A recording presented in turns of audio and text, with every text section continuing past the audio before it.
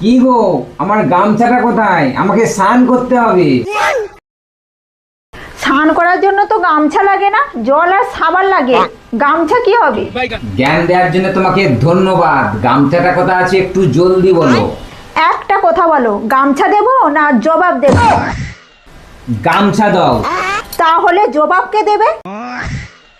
ধুর, একটু কি শান্তিতে থাকতেও পারবো না বাড়িতে? কেন পারবে না? এটা তোমারও বাড়ি, এই জন্য তোমাকে থাকতে দিয়েছি। তোমার কথাটা আজীবন মাথায় রাখবো। প্লিজ গামছাটা এখন দাও।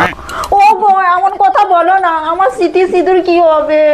আরে, আমি মরে যাওয়ার কথা বলছি না, আমার অফিসে জরুরি কাজ আছে, তাই জন্য তোমাকে বলছি। প্লিজ তাড়াতাড়ি গামছাটা দাও, বাথরুমে যাও। কিন্তু বাথরুমে কিসের মিটিং? মিটিং অফিসে, বাথরুমে নয়। তোমাকে ওই অফিস নিয়ে চিন্তা করতে হবে না। মিটিং এর কোনো চিন্তা নেই, আমার তো পেঁয়াজ কিনা নিয়ে চিন্তা। ঠিক আছে, পেঁয়াজ আমি ফেরার পথে আনবো। প্লিজ আমাকে গামছাটা দাও। ভাজা পেঁয়াজ আনবে না কাঁচা পেঁয়াজ আনবে? সেটা ফোনে বলে দিও।